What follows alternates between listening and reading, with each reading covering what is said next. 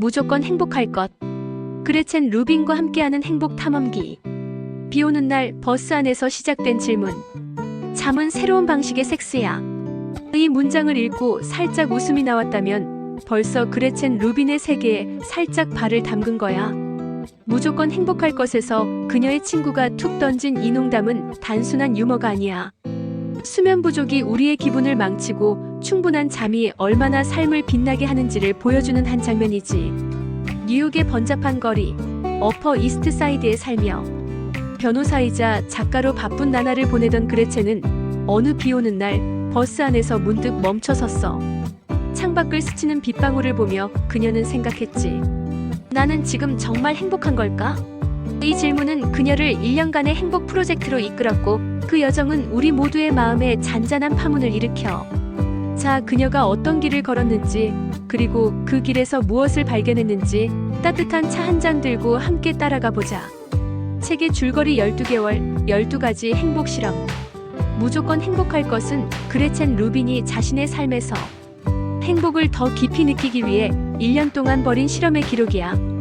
뉴욕에서 남편 제이미, 두 딸 엘리자와 7살 애비와 함께 안정된 삶을 살던 그녀는 겉으로는 부족할 게 없어 보였어.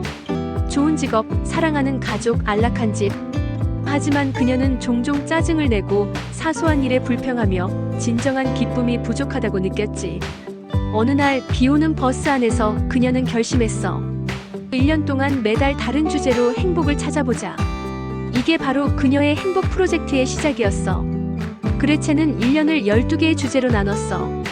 각 달마다 특정 영역에 집중하며 새로운 습관을 만들고 삶을 더 풍요롭게 바꾸려 했지. 예를 들어 1월은 에너지 충전의 달이었어.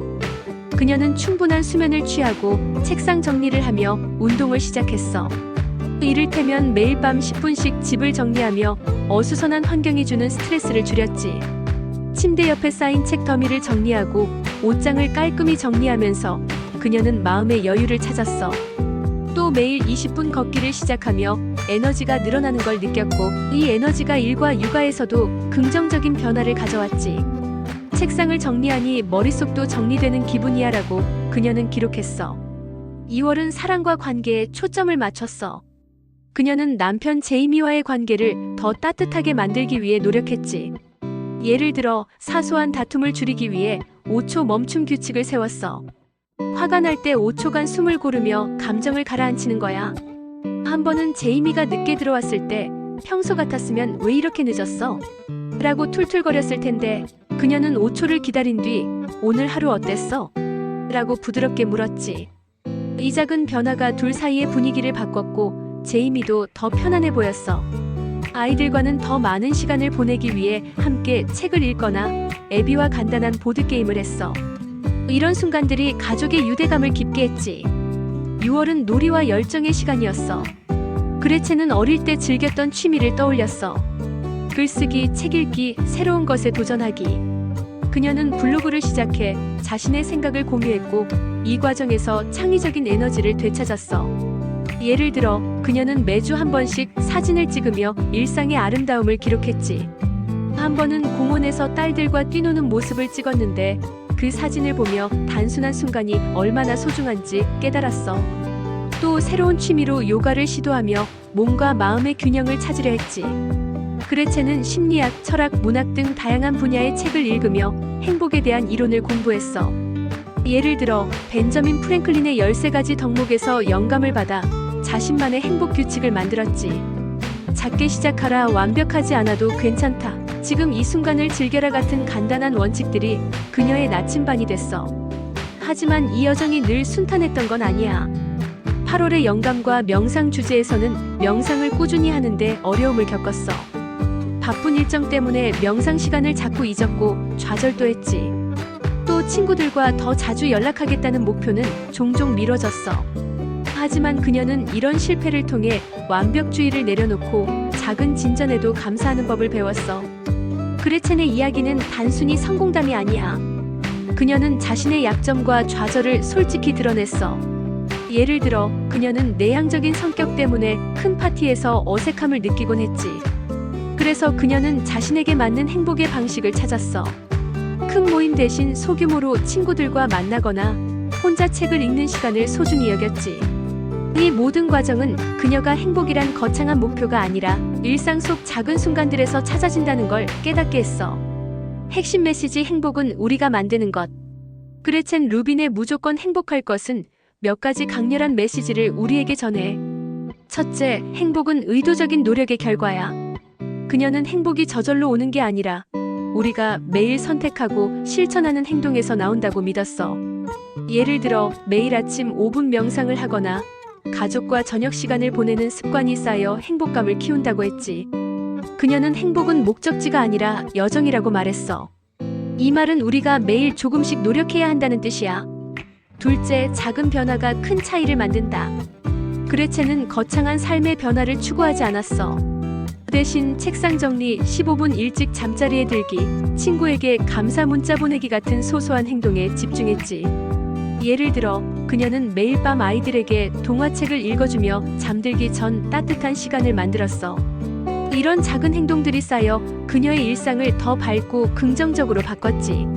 셋째, 자기 이해가 행복의 열쇠야. 그레첸은 자신이 무엇을 좋아하고 무엇에 스트레스를 받는지 깊이 탐구했어.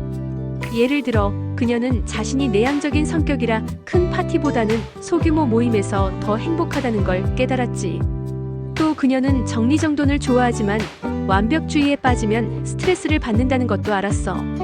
이처럼 자신을 이해하고 그에 맞는 선택을 하는 게 중요하다고 강조했어. 넷째, 관계는 행복의 핵심이야. 그녀는 가족, 친구, 동료와의 관계를 강화하는 데 많은 노력을 기울였어. 예를 들어 남편과의 사소한 다툼을 줄이기 위해 5초 멈춤 규칙을 실천했어. 또 친구들에게 자주 연락하며 작은 선물을 주고받는 습관을 들였지. 한 번은 친구에게 내가 있어서 정말 고마워라는 카드를 보냈는데 그 친구가 감동받아 눈물을 흘렸다고 해.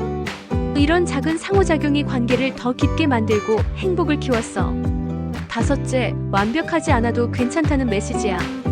그레첸은 프로젝트 중 실패와 좌절을 겪었지만 이를 통해 완벽주의를 내려놓는 법을 배웠어.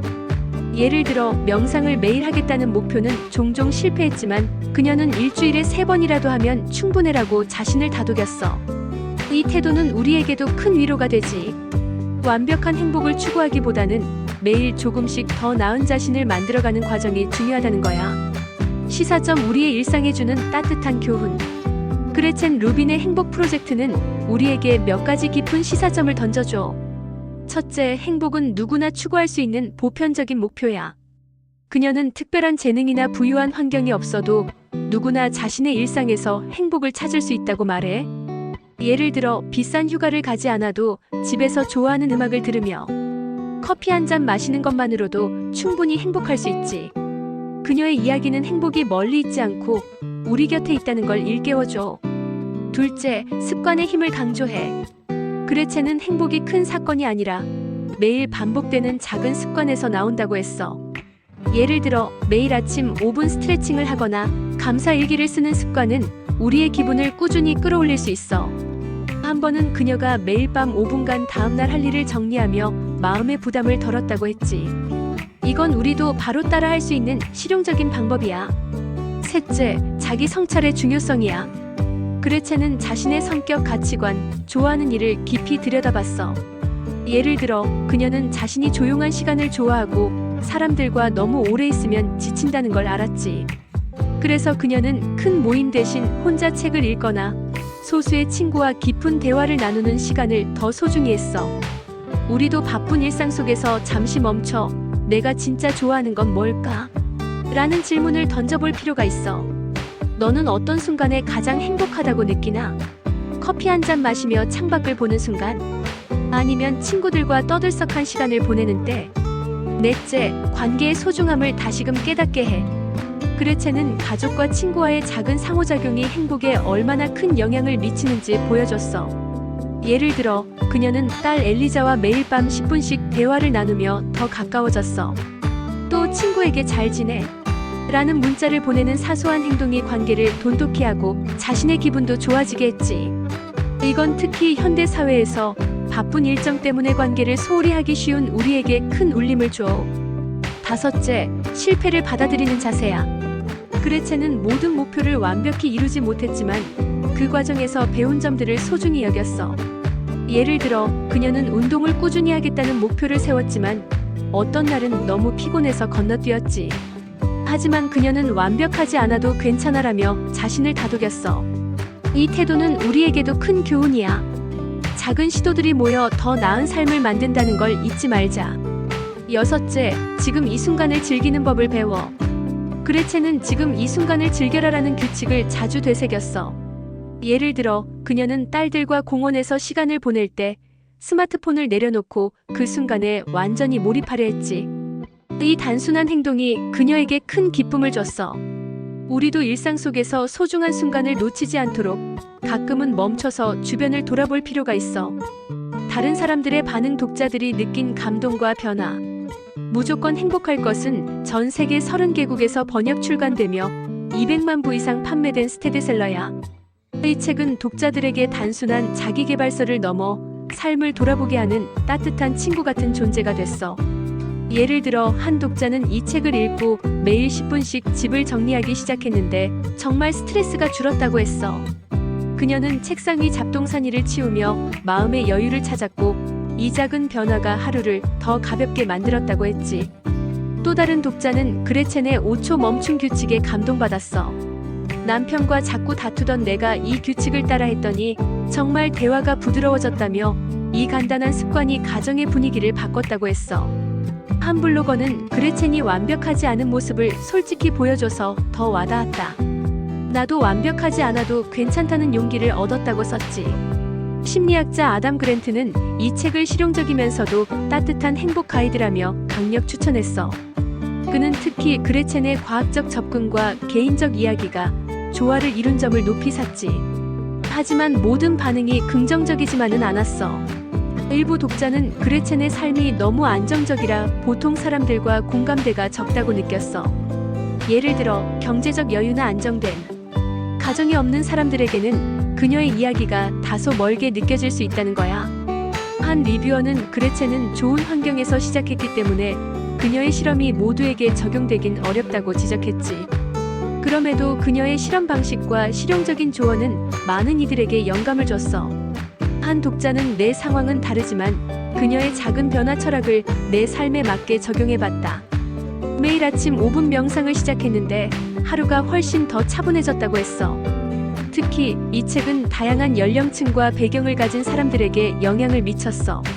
20대 직장인은 그레첸 덕분에 바쁜 일상 속에서도 나를 위한 시간을 만들기 시작했다고 했고 40대 주부는 아이들과의 시간을 더 소중히 여기게 됐다며 감동을 전했어. 심지어 60대 은퇴자는 늦은 나이에도 새로운 취미를 시작할 용기를 얻었다며 그녀의 블로그 글쓰기 도전에서 영감을 받았다고 했지. 너의 이야기는 어때? 그레첸 루빈의 무조건 행복할 것은 행복을 찾는 여정을 따뜻하고 솔직하게 그려낸 책이야. 그녀의 이야기는 완벽하지 않은 우리 모두에게 작은 변화로 더 나은 삶을 만들 수 있다는 희망을 줘. 이 책을 읽은 사람들은 저마다 다른 깨달음을 얻었어. 어떤 이는 새로운 습관을 시작했고 어떤 이는 가족과의 시간을 더 소중히 여기게 됐지. 또 어떤 이는 실패해도 괜찮다는 용기를 얻었어. 너는 이 책을 읽어본 적 있나? 읽었다면 어떤 점이 가장 기억에 남았어? 혹시 그녀의 행복 규칙 중 하나를 따라 해본 적 있나? 아직 안 읽었다면 그녀의 행복 프로젝트에서 어떤 부분이 궁금해? 내 이야기를 들어보고 싶어. 내 삶에서 행복을 찾는 작은 실험을 시작해볼 준비가 됐나?